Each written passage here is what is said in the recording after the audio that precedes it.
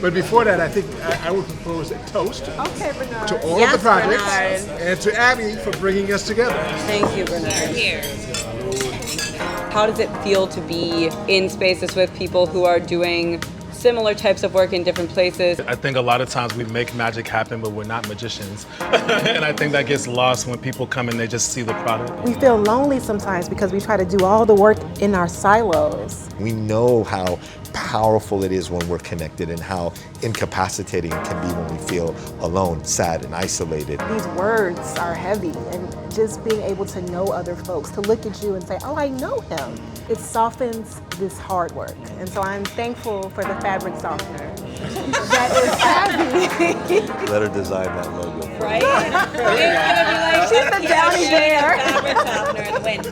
This connectivity is equally as important as the money, and they have to happen together. Hopefully that's what this next generation of philanthropy and community together can realize and sort of co-create a framework or a model to move forward. One of the questions and kind of hesitancies that I always think about when it comes to receiving support from funders is that personal relationship. Encourage them to share with us what they've got going on in such a way that's not so transactional. You're leading with humanity. Yeah, the humanity of it, that's what's missing from capitalism. If we take nonprofit literally, where we're not centering profit and we're not centering capitalism, what are the possibilities that exist in a new model?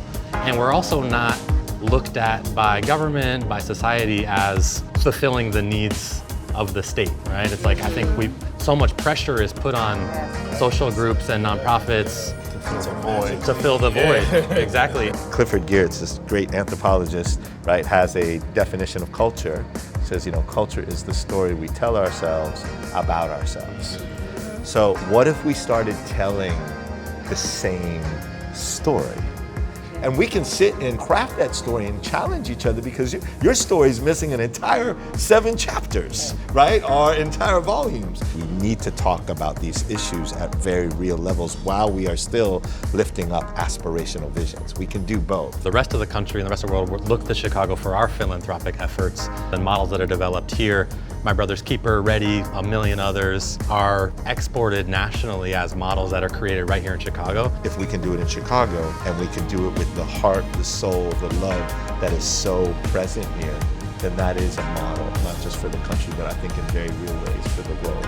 You're all amazing. Thank you. I'm really excited.